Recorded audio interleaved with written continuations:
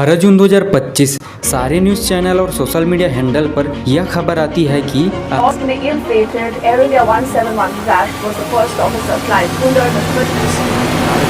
This morning, where authorities there say a passenger plane has crashed at an Ahmedabad से London जाने वाली flight air India Dreamliner 787 अचानक से crash हो जाती है,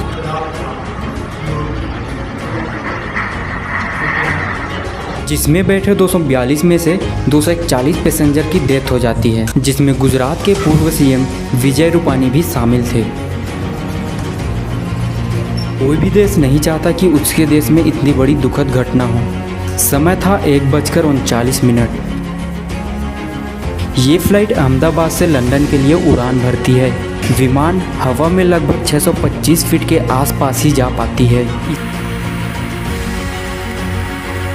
इसी के बीच प्लेन में बैठे पायलट सुमित बसरवाल का एयर ट्रैफिक कंट्रोल सिस्टम में अचानक से इमरजेंसी कॉल आता है। मेडे मेडे मेडे, थ्रस्ट नहीं मिल रहा, पावर कम हो रही।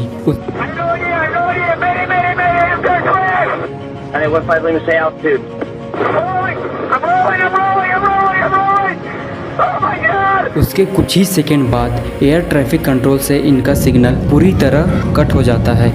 थोड़ी देर बाद विमान को थ्रस्ट नहीं मिल पाता और विमान एयरपोर्ट से कुछ ही दूरी में अहमदाबाद के मेघानी नगर एरिया के मेडिकल कॉलेज हॉस्टल में जा टकराती है। यह वीडियो घटना के कुछ देर पहले की है।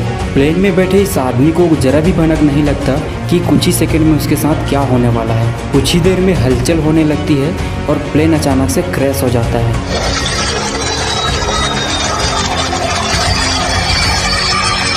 क्रैश होते ही विमान में ब्लास्ट हो जाता है। दुर्भाग्य की बात यह थी कि प्लेन में अहमदाबाद से लंदन के 9 घंटे की सफ़र के लिए लगभग 1 लाख लीटर फ्यूल भरा हुआ था।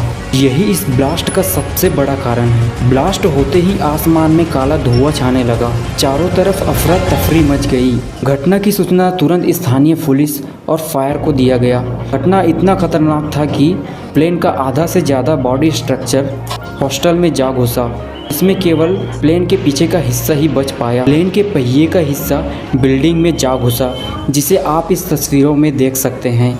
ठीक घटना के समय मेडिकल कॉलेज हॉस्टल के कुछ स्टूडेंट और डॉक्टर मेज में खाना खा रहे थे, जिसकी कुछ तस्वीरें सामने आई हैं। तस्वीरों में देखा जा सकता है इसमें हॉस्टल के भी कई स्टूडेंट की जान चली गई। कई स्टूडेंट घायल भी थे, जिसे तुरंत हॉस्पिटल एडमिट कराया गया। विमान में कुल 242 लोग सवार थे, जिसमें 2 पायलट समेत 10 क्रू मेंबर सवार थे। फ्लाइट में टोटल 169 भारतीय, 53 ब्रिटेन, 7 पुर्तगाल और 1 कैनेडियन पैसेंजर सवार थे। इसी बीच खबर यह भी आती है कि विमान में बैठे 242 में से केवल एक ही पैसेंजर जिंदा बच पाता है, जो फ्लाइट के 11A सीट पर बैठा था, जिसका टिकट भी सामने आया है। 40 वर्षीय कुमार विश्वास, जो बयान में कहता है कि उड़ान भरने के 30 सेकंड बाद जोर से आवाज उठी और विमान दुर्घटनाग्रस्त हो गया। इसी बीच वह खुद को बचाने के लिए डोर खोल के नीचे कूद गया। मगर क्या यह पॉसिबल है? इससे पहले भी इस प्रकार की घटना जापान में हो चुकी थी,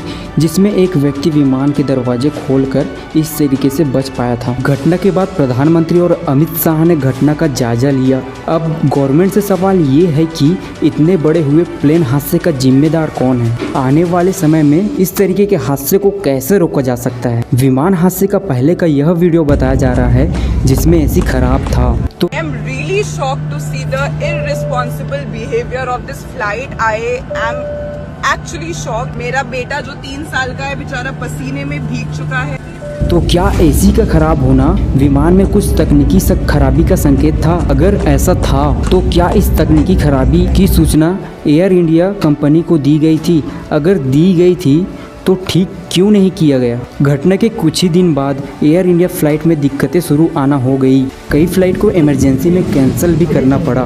खैर, इसकी असल वजह तो ब्लैक बॉक्स खुलने के बाद ही पता चल पाएगी। फिलहाल अभी ब्लैक बॉक्स को ला लिया गया है। प्लेन में अक्सर 2 ब्लैक बॉक्स होते हैं, जो रहता रेड है मगर बोलते ब्लैक हैं। प्लेन क्रैश की असल वजह इसी से पता चल पाएगा। इसी बीच एयर इंडिया के CEO का बयान आता है कि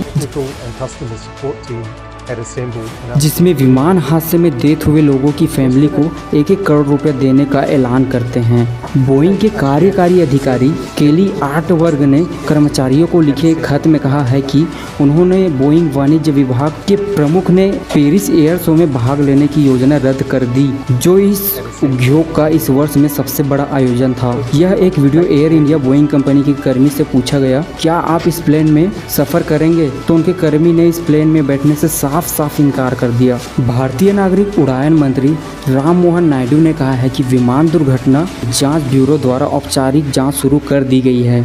एविएशन सेफ्टी नेटवर्क डेटाबेस के अनुसार ड्रीम लाइनर के लिए यह पहली दुर्घटना थी, जो एक वाइड बॉडी एयरलाइन है जिसने 2011 में व्यावसायिक रूप से उड़ान भरना शुरू किया था। गुरुवार को दुर्घटनाग्रस्त हुआ विमान 2013 में पहली बार उड़ान भरा था और 2014 में एयर इंडिया को सौंपा गया था। अमेरिकी एयर स्पेस सुरक्षा सलाहकार एंथनी ब्रिक हाउस ने कहा है कि वीडियो में एक समस्याजनक संकेत यह मिला कि उड़ान के दौरान लैंडिंग गियर नीचे था, जबकि आमतौर पर ऊपर होता है।